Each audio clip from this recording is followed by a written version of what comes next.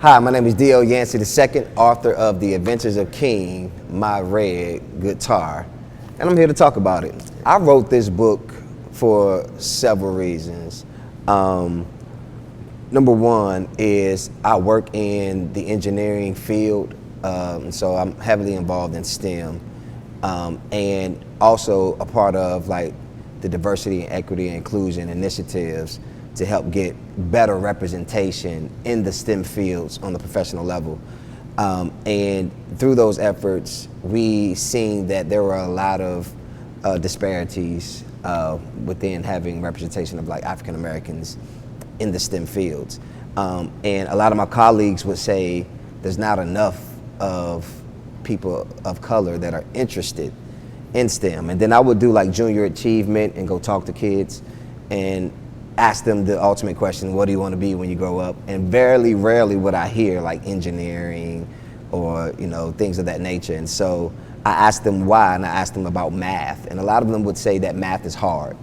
And so for me, I remember being in that moment growing up where math was really hard for me. But I had the right system in place to encourage me to look at math differently.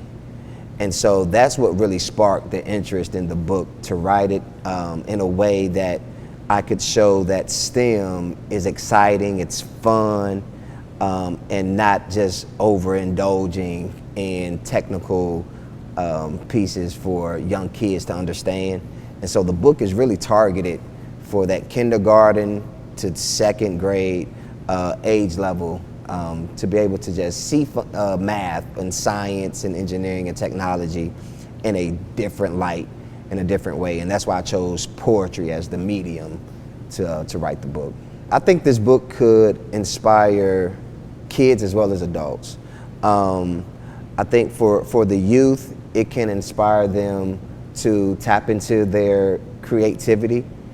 Also, it can help them see like STEM fields in a different light. Like when they go to math class and they can read this book, they can say, okay, music is a part of math. They can look at their projects in their classroom and say, there is room for me to bring my creativity into the classroom. And so that's the goal of this book, is to inspire kids to see STEM in a different light. For adults, I think it's important for them to use the book as a tool to encourage the youth of all colors. And I think it's really important that the youth of all colors see someone like King who's interested in science, technology, engineering, and math, just to show that it's not just for one type of person. For me, it means the world to me that I was invited out here and that my book is considered by the Bessie Smith Cultural Center, because it helps validate that everything I've been through was worth it. I come from an area, Hampton Roads, Virginia, where I'll just be candid. My first time seeing crack cocaine was 10 years old at the Boys and Girls Club in the summer, right? I am of the 30-cent percentile, where if you look at 10 of my closest friends I grew up with, 33 of us went to school to get a degree and the other 7 went to prison. And so I remember my cousin, and at the back of this book, I have something dedicated to him where I thank him. I remember my older cousin telling me before I went to college to make math your hustle. And that's something that stuck with me. That's something that's encouraged me along the way. And to see it be come full 360 and have a book now that's being recognized, it means the world. It means the world to me.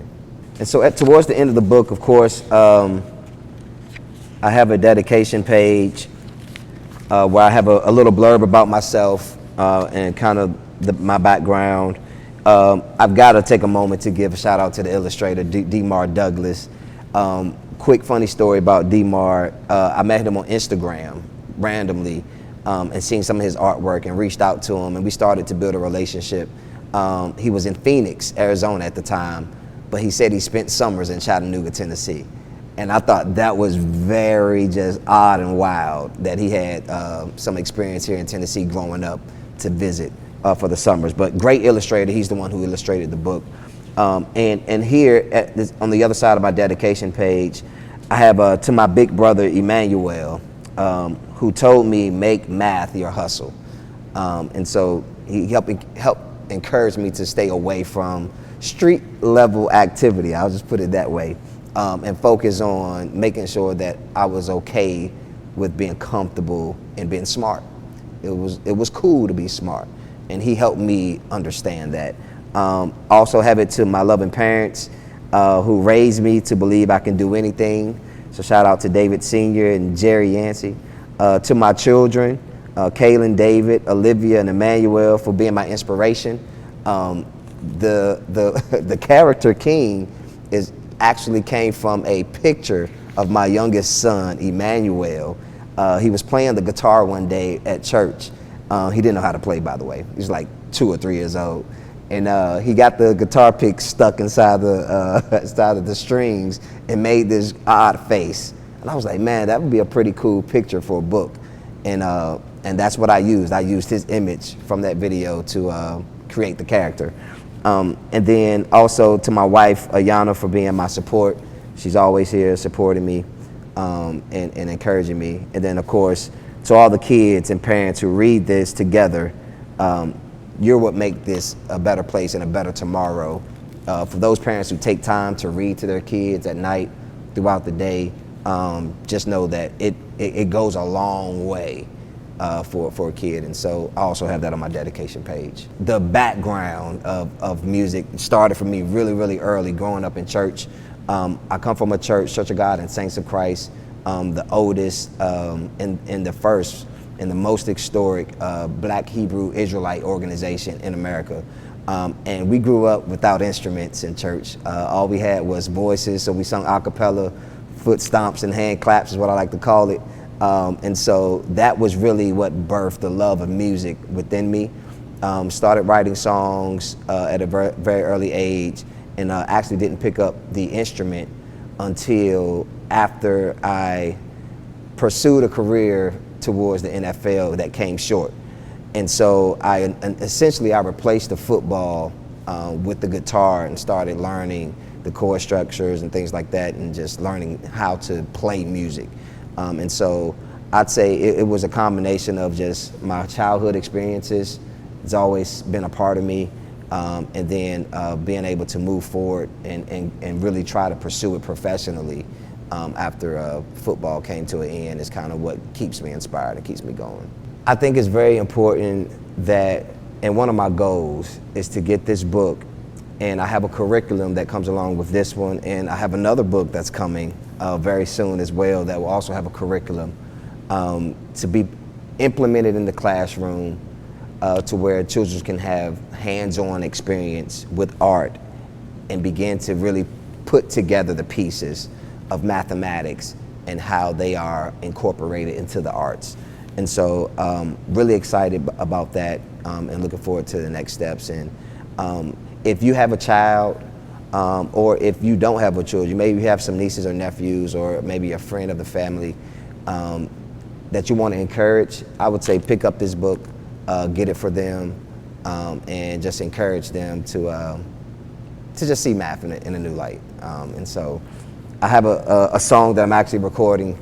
It's called Have I Given?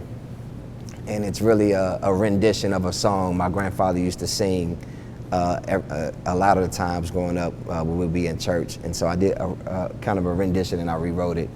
And so it says, woke up this morning, started on my way.